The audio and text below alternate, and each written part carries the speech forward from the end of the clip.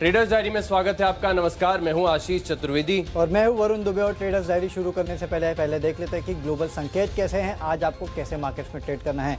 तो आशीष, एक बात तो समझ में आ रही है कि ओवरनाइट अगर आप देखें तो संकेत ठीक ठाक है, कोई इतनी बड़ी प्रॉब्लम नहीं है।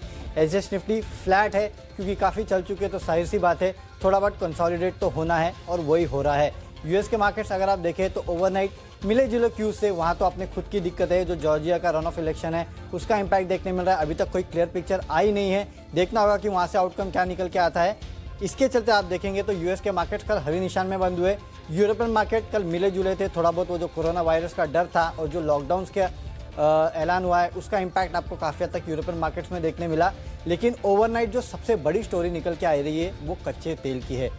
सऊदी अरेबिया ने ऑल ऑफ अ सडन इस तरह का प्रोडक्शन कट का ऐलान अगर कर दिया है तो ये सबसे बड़ा संकेत है जो आज आपको इम्पैक्ट देखने मिलेगा भारतीय बाजारों में। क्योंकि इसके पहले माना जा रहा था कि जो प्रोडक्शन कट्स ओपेक प्लस ने लिए थे शायद उसको फेज वाइज वापस लिया जाएगा। जनवरी में वापस लिया भी गया था, माना जा रहा था कि देखते कि फरवरी में लेंगे कि नहीं लेंगे। कुछ कहा जा रहा था कि शायद फरवरी में नहीं लेंगे, जस का तस बना रहेगा। उसके बाद आपने कल देखा था कि कच्चे तेल में गिरावट हुई थी। लेकिन सऊदी अरेबिया का ये जो स्टैंड है इसका इम्पैक्ट आपको क्रूड पे देखने मिला। इसके लिए WTI पहले बार $50 के ऊपर गया है। ब्रेंट में भी देखिए अच्छी खासी तेजी आपको देखने मिल रही है।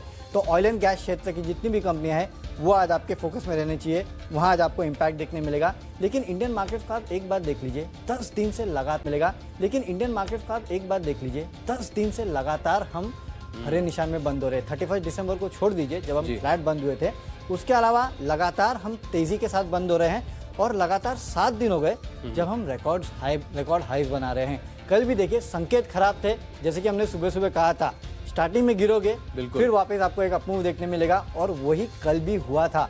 तो संकेत कुछ भी हो, मार्केट्स चल रहा है, ये बात है। बिल्कुल, और संकेत देखना भी जरूरी है। संकेत फैक्टर इन हो ना हो ये अलग बात है, क्योंकि आप देखिए कल बाजार ऐसा था, सुबह जब आप देख रहे थे तो आपके लिस्ट में 5 स्टॉक्स बिकवाली के थे, मेरे में भी 2 बिकवाली के थे। लग रहा था कि बाजार में कहीं ना कहीं करेक्शन देखने को मिला, और बिल्कुल हुआ भी। वो शुरुआती सत्र में देखिए गिरावट भी हुई, लेकिन उसके बाद देखिए क्या रिकवरी देखने को मिली। संकेत जानना जरूरी है वरुण, सबसे बड़ी बात है फैक्टर इन होते कि नहीं ये देखना होगा डेफिनेटली। फिलहाल बिल्कुल तो संकेत फैक्टर इन होते कि नहीं ये देखना होगा। लेकिन हाँ, एक बात है कि ऊपर जा रहे हैं, कितना ऊपर जाएंगे ये देखना होगा। चलिए आशीष से शुरुआत करते हैं।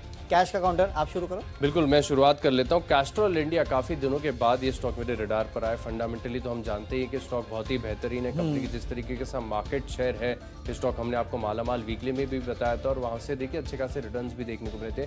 कैस्ट्रॉल इंडिया फिलहाल चुनने का कारण ये है कि कल ये स्टॉक मेरे रडार पर आया, क्योंकि कल आखिरी 1 घंटे में अगर आप देखें तो बढ़िया वॉल्यूम्स के साथ इस स्टॉक में खरीदारी देखने को मिली थी। पैटर्न सपोर्टिव है, स्टॉक अभी तक फिलहाल इतना चला नहीं है। अन्य अच्छी कंपनीज के मुकाबले अगर आप देखें ना तो कैस्ट्रॉल इंडिया बहुत ही फंडामेंटली बेहतर कंपनी है। एक बार इसका रिटर्न ऑन इक्विटी जरूर देखना, बड़ा ही शानदार है, अच्छी ग्रोथ यहाँ पर देखने को मिलती है। मैं मान रहा हूँ कि आज इंट्राडे बेसिस पर, क्योंकि कल आखिरी घंटे की जो वॉल्यूम्स थी वो कहीं ना कहीं एक ब्रेकआउट के संकेत दे रही है। 130 रुपए के लक्ष्य लिए खरीदारी करेंगे और केवल 4 रुपए नीचे 120 का स्टॉप लॉस लगाएंगे। चलिए, तो आपने कैस्ट्रॉल लिया है, मैंने जो स्टॉक्स लिए हैं 10 में से 5 स्टॉक तो ऐसे जिसका कहीं ना कहीं ऑयल से इम्पैक्ट है। अच्छा। क्योंकि आज ये स्टोरी जो है वो काफ़ी हद तक हरकत में रहने वाली है, और oil and gas related stock जो है उनमें आपको भरपूर हरकत देखने मिलेगी। इसके लिए पहला स्टॉक जो है वो है ऑयल इंडिया।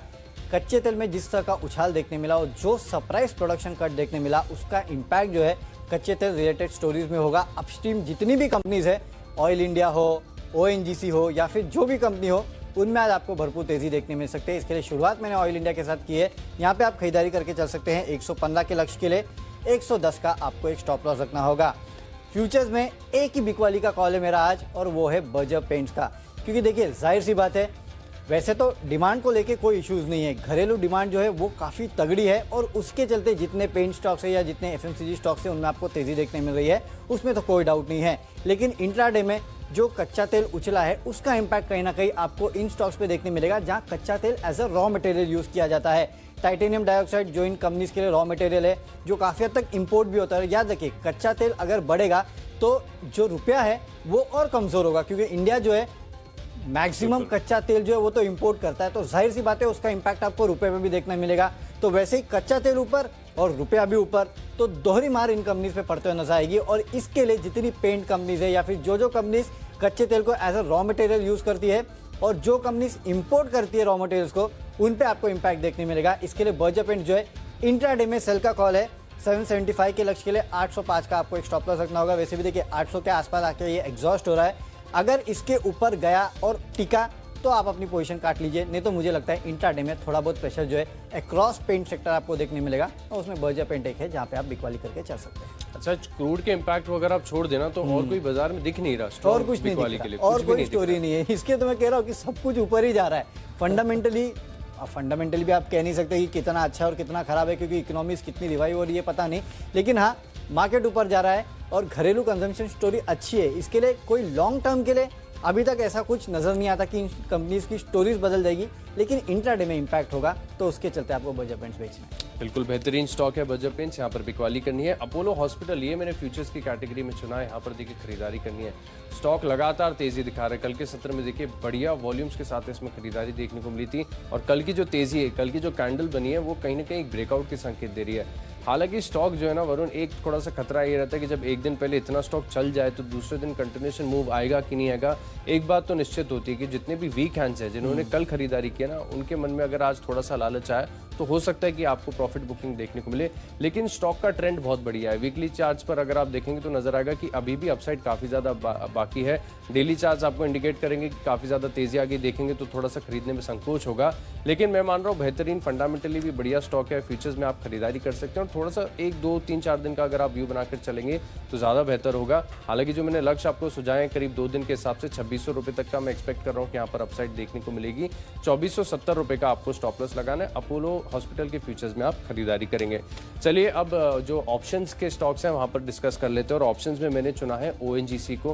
काफी नो ब्रेनर है आज के सत्र में, देखिए ओएनजीसी खरीदारी करनी है क्योंकि आप देखिए जो WTI क्रूड कल 50 के पार निकला, जिस तरीके से प्रोडक्शन कट की खबर जो है आपने काफी विस्तार से बताई दी ऑलरेडी, तो कहीं ना कहीं ओएनजीसी भी देखे तो हो सकता है कि फिर से आप 100 रुपए के आसपास का जो इसका रेजिस्टेंस जोन है इसके पार जाने के लिए प्रयास करेगा और ऐसे में आप ऑप्शंस के जरिए रणनीति बना सकते हैं। हालांकि ये स्टॉक, ये जो कॉल मैं आपको दे रहा हूँ ये इनवैलिड हो जाएगी अगर बहुत ज़्यादा गैप अप ओपनिंग होती है ना, तो आप छोड़ दीजिए, क्योंकि फिर क्या होगा, आईवीज ज़्यादा बढ़ जाएंगी। आईवीज बढ़ जाएंगी तो फिर स्टॉक अगर बढ़े ना बढ़े आपको नुकसान हो जाएगा। जैसे ही आईवीज ड्रॉप होंगी प्रीमियम्स गिर जाएंगे, इसके लिए एक बार के लिए छोड़ दीजिएगा। आइडियाज़ आपके पास ढेर सारे ऑलरेडी हैं।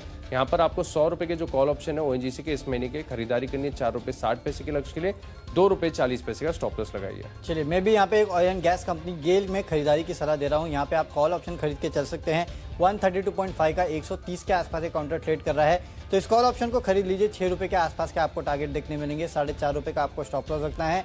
स्टोरी वही है, ऑयल एंड गैस आज तेजी में रहने वाले हैं क्योंकि कच्चे तेल में जो बढ़त देखने मिली उसका इम्पैक्ट देखिए सिर्फ ऑयल में नहीं, गैस कंपनीज पे भी देखने मिलता है, क्योंकि जैसे जैसे ऑयल के दाम बढ़ते हैं वैसे वैसे उसका रिफ्लेक्शन आपको गैस के दाम पे भी देखने मिलता है और इसके चलते आपको गेल में भी आज खरीदारी करके चलना है। अब बढ़ते हैं हमारी अगली कैटेगरी जो कि है टेक्निकल कॉल। और देखिए आशीष, कल आपने हिंदुस्तान जिंक का काउंटर दिया था मेरे ख्याल से खरीदारी के लिए, उसमें अच्छी खासी तेजी देखने मिली। और अगर आप वेदांता में भी देखें ना तो पिछले कुछ दिनों में वेदांता में एक बेहतरीन बिल्टअप देखने मिल रहा है। नो डाउट इस ग्रुप में कुछ ना कुछ तो हो रहा है जो कि इन स्टॉक्स में रैली को कहीं ना कहीं सपोर्ट कर रहा है। इसके लिए टेक्निकली मैं देख रहा था इन काउंटर्स को, लगातार ग्रीन कैंडल्स जो है वो बनते जा रही है, भले छोटी छोटी बने लेकिन बनते जा रही है, जिससे समझ में आ रहा है कि कोई ना कोई इन काउंटर्स को एक्यूमुलेट कर रहा है। इसके चलते आपको इस ग्रुप की दोनों कंपनीज, भले वेदांता हो भले हिंदुस्तान जिंक हो, उस पर आपको नजर रखनी है। अब दोनों कंपनीज में वेदांता मैंने इसके लिए चुना क्योंकि वेदांता में केन इंडिया भी है जो हमें दिखाई नहीं देता। पहले केन इंडिया लिस्टेड था तो दिखाई देता था, तो लोग ऑयल एंड गैस में जब तेजी होती थी तो केन इंडिया को ले लेते थे। अब वो नहीं है, अब वो वेदांता ग्रुप का हिस्सा बन चुका है, जो लिस्टेड कंपनी वेदांता है उसका। इसके लिए ये दोनों का इम्पैक्ट जो है एक तो टेक्निकली अच्छा लगता है, दूसरा जो कच्चे तेल में उछाल आया उसका इम्पैक्ट भी देखने मिलेगा। इसके चलते आपको यहाँ खरीदारी करके चलना चाहिए। वेदांता टेक्निकली अच्छा लगता है, 174 के लक्ष्य के लिए आप खरीदारी करके चलिए। 168 का स्टॉप लॉस रखेगा, लेकिन याद रखिए वेदांता हिंदुस्तान जिंक दोनों ही काउंटर्स पे नजर रखना है आप। अच्छा, हिंदुस्तान जिंक को आज भी मैं अपनी लिस्ट में शामिल करने वाला था, लेकिन कल ऑलरेडी बता दिया मैंने, पैटर्न की चर्चा हो गई तो इसलिए मैंने सोचा कि रिपीटिशन ना हो। लेकिन हिंदुस्तान जिंक काफी बढ़िया लग रहा है, कोई ना कोई एक्यूमुलेट कर रहा है, इतना समझ में आ रहा है जिस तरह से प्राइस वॉल्यूम देखने मिल रहा है। दूसरे मेटल्स के मुकाबले अगर आप देखेंगे ना तो हिंदुस्तान जिंक इतना चला भी नहीं है, तो खरीदने में कंफर्ट भी आता है बढ़िया। डेफिनेटली, तो वैल्यूएशंस भी अच्छे लग रहे हैं। चलिए, तो टेक्निकली मैंने चुना है बैंकिंग स्टॉक। छोटी सी बैंक है, बैंक ऑफ इंडिया। यहाँ पर आपको खरीदारी करनी है। कैसे संभाव ये स्टॉक मेरे रडार पर आ गया और चार्ट पैटर्न्स मुझे काफ़ी अमेजिंग लग रहे हैं। जिस तरीके से यहाँ पर निचले स्तरों पर अक्यूमुलेशन देखा गया है, थोड़े दिन पहले हमने देखा था कि मैंने आपको पीएनबी बताया था, वहाँ से देखिए कितनी 30 रुपये से 40 रुपये तक की अपसाइड वहाँ पर देखने को मिली थी। कैनरा बैंक में बढ़िया तेजी देखने को मिली। सरकारी जो छोटे स्टॉक्स हैं ना, इनमें कुछ ना कुछ तो जरूर हलचल हो रही है, काफ़ी बढ़िया सेंटिमेंट बन रहा है। और सभी चार्ट्स अगर आप देखेंगे ना सरकारी बैंकों में, खासतौर पर जो छोटे टिकट साइज के स्टॉक्स हैं, इनमें ये नजर आ रहा है कि निचले स्तरों पर अब कहीं ना कहीं बेस बन चुका है। यहाँ से ज्यादा गिरावट नहीं होगी। हो सकता है कि थोड़ा कंसोलिडेशन देखने को मिले, ये स्टॉक्स आपके पेशेंस को टेस्ट करे, लेकिन मैं मान रहा हूँ इतने तेजी के बाजार में अगर आपको कुछ सेफ खेलना है ना, तो सरकारी छोटे बैंक बहुत बेहतरीन नजर आ रहे हैं। कुछ ना कुछ इस सेक्टर में जरूर हो रहा है। 59 रुपए का लक्ष्य आप ध्यान में रखेंगे, करीब 50 रुपए के आसपास आपको बैंक ऑफ इंडिया मिल रहा है। ज्यादा समय नहीं देना है, सिर्फ 2 महीने का समय देना है। 2 महीने में स्टॉक परफॉर्म करे तो ठीक, नहीं तो आप इस स्टॉक से एग्जिट कीजिए। बैंक ऑफ इंडिया में करीब 60 रुपए के लक्ष्य के लिए आप खरीदारी करेंगे। चलिए, तो एक सरकारी बैंक आशीष के रडार पे है, और कोई सरकारी बैंक है या नहीं, बैंकिंग सिर्फ काउंटर? आज एक ही है। चलिए, आज एक ही बैंकिंग काउंटर है, लेकिन बाकी सेक्टर से और काउंटर है जो हम आपको बताएंगे। टेक्नोपिक तो हमने डिस्कस कर लिया, अब बारी है फंडा पिक की। और यहाँ पर देखिए छोटी सी कंपनी, केवल 1100 करोड़ की कंपनी, और बहुत दिनों के बाद इतना स्मॉल कैप स्टॉक में 1100 करोड़ छोटा। चलिए ठीक है, बाकी यार कंपनी हम के तो मुकाबले हजारों करोड़ की बातें करते हैं, हमारे लिए तो बड़ा छोटा है। किर्लोस्कर न्यूमेटिक, यहाँ पर आपको खरीदारी करनी है। और स्टॉक में देखिए फंडामेंटल कारण मैं पहले ये बताता हूँ कि दरअसल कल हमने देखा था कि मोदी जी ने गेल की पाइपलाइन का जो है अनाउंसमेंट किया। कह रहे थे कि जो 1000 गैस स्टेशन है वो आते हुए दिखेंगे। अब इसको किर्लोस्कर न्यूमेटिक को इससे फायदा ये होगा कि जो गैस स्टेशन है सिटी गैस के लिए, यहाँ पर जो ये कंप्रेसर्स बनाते हैं ना, हेवी मशीनरी जो बनाते हैं, इनमें इनका करीब 65% के आसपास का मार्केट शेयर है। मार्केट लीडर है, स्ट्रॉन्ग रिकॉल वैल्यू। आप कोई भी सिटी गैस स्टेशन पर चले जाइए, आपको किर्लोस्कर का जो है कंप्रेसर वहां पर नजर आएगा। और मैं मान रहा हूँ कि कहीं ना कहीं अगर आप देखें ना, तो इलेक्ट्रिक व्हीकल के मुकाबले जो गैस है ना, ये भारत के लिए बहुत ही बेहतर विकल्प है। एनवायरनमेंट के हिसाब से देख लीजिए, कॉस्ट के हिसाब से देख लीजिए, और यहाँ पर आगे भी बढ़िया ग्रोथ देखने को मिलेगी। किर्लोस्कर न्यूमेटिक गैस सेक्टर को फायदा होगा, तो स्टॉक को भी तेजी देखने को मिलेगी।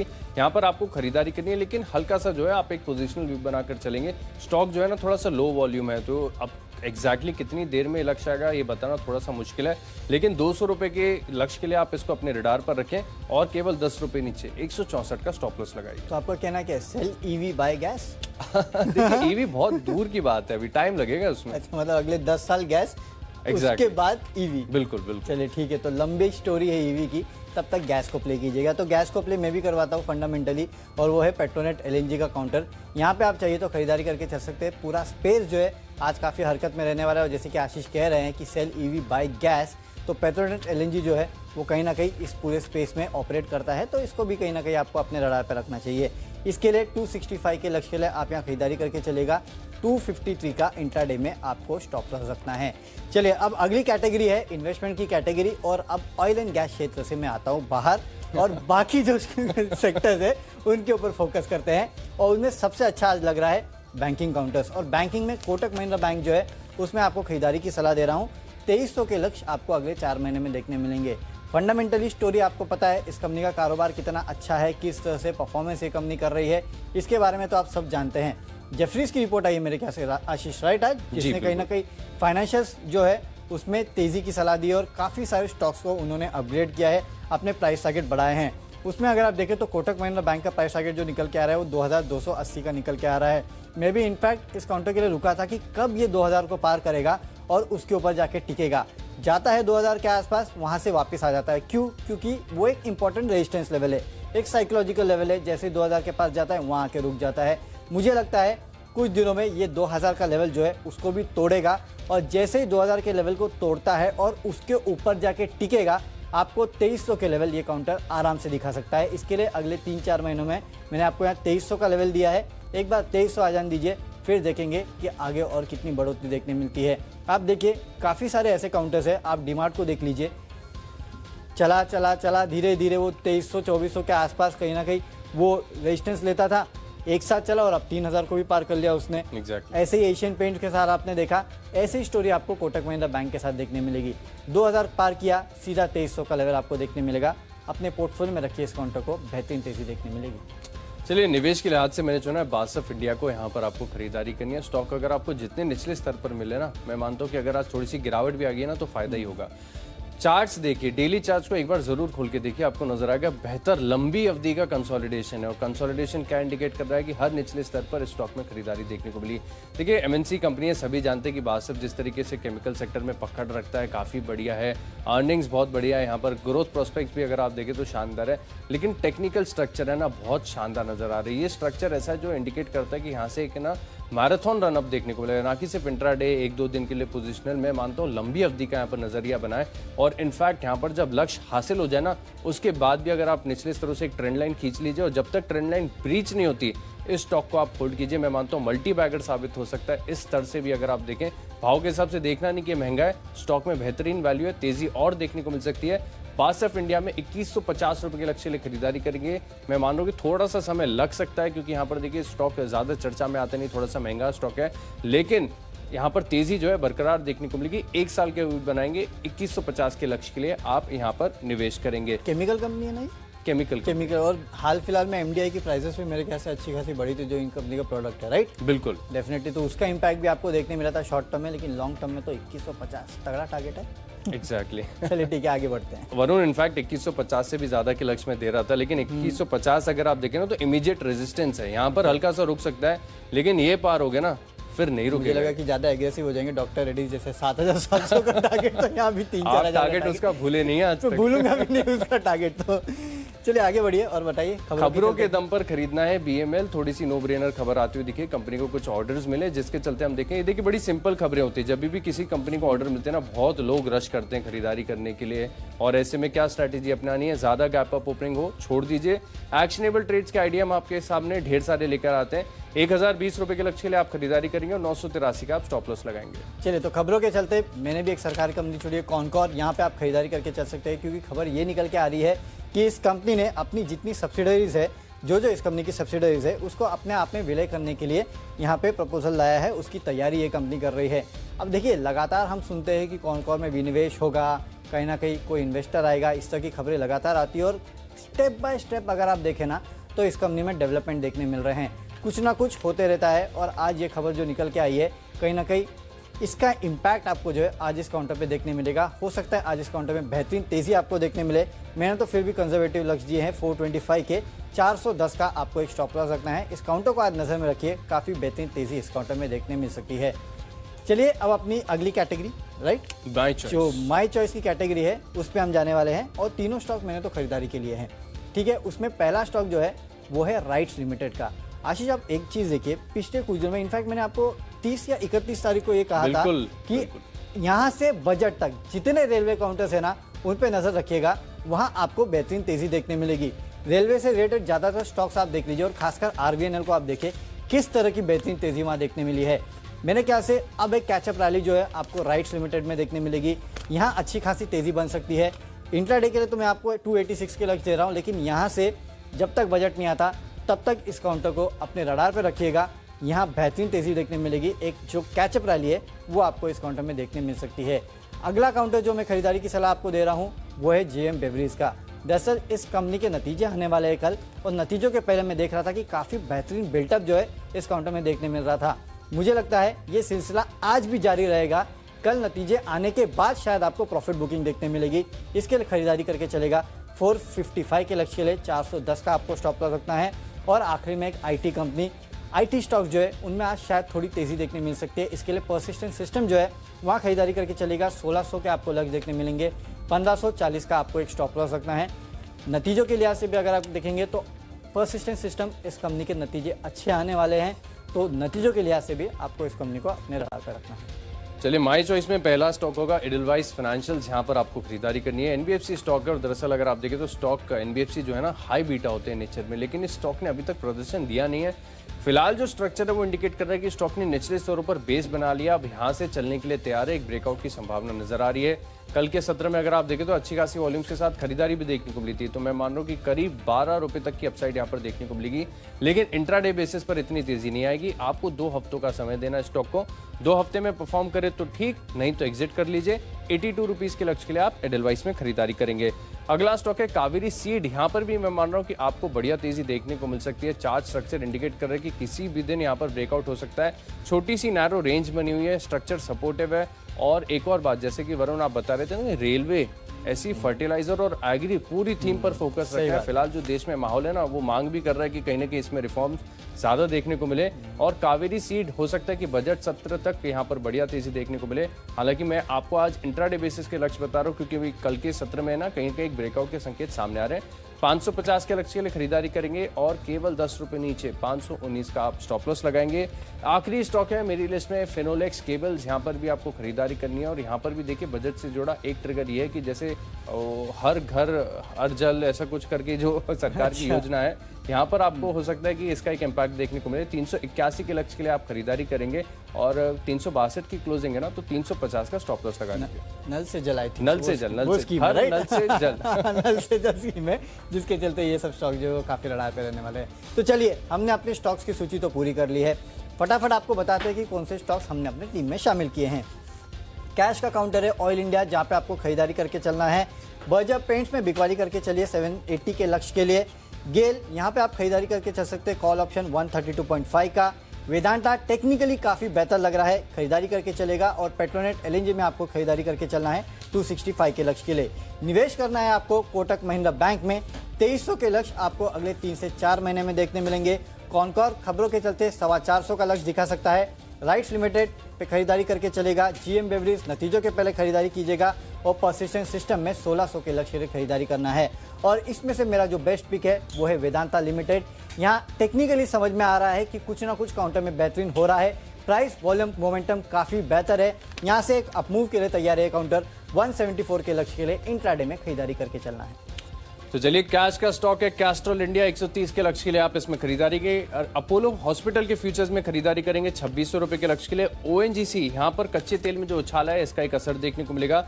4 रुपए 60 पैसे के लक्ष्य के लिए 100 रुपए के कॉल ऑप्शन में खरीदारी करेंगे। और technically bank of India reversal के इंडिकेशन दे रहा है। 59 रुपए के लक्ष्य के लिए आप यहाँ पर खरीदारी करेंगे।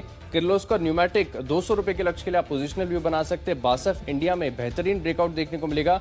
2150 रुपए के लक्ष्य के लिए आप यहाँ पर खरीदारी करेंगे। खबरों का असर आपको देखने को मिलेगा। बीएमएल में एडलवाइस फाइनेंशियल इंडिकेट कर रहा है कि निचले स्तर पर स्टॉक में बेस बन गया है। 2 हफ्तों का समय देंगे। कावेरी सीड्स में ब्रेकआउट के संकेत और फिनोलेक्स केबल्स में 381 के लक्ष्य के लिए आप खरीदारी करेंगे। इन 10 स्टॉक्स में मेरा कन्विक्शन सबसे ज्यादा है बैंक ऑफ इंडिया में, क्योंकि स्टॉक्स में अच्छी गिरावट के बाद अब निचले स्तरों पर एक बेस फॉर्मेशन हो चुका है और मैं मान रहा हूं कि यहां से आपको तेजी देखने को मिलेगी। केवल 2 हफ्तों का समय देना है। करीब 60 रुपए के लक्ष्य के लिए खरीदारी करेंगे। चलिए, तो 20 स्टॉक्स की सूची जो है हमारी पूरी हो चुकी है। और आशीष 20 में से आज 19 स्टॉक खरीदारी के। बिल्कुल, सिर्फ एक स्टॉक है जो बिकवाली का है, क्योंकि एक बात साफ समझ में आ रही है कि अगर क्यूज नेगेटिव भी होते हैं ना, तो मार्केट पता नहीं क्यों लेकिन चलते ही जाता है, चलते ही जाता है, चलते ही जाता है। देखना होगा ये आज कितना चलेगा।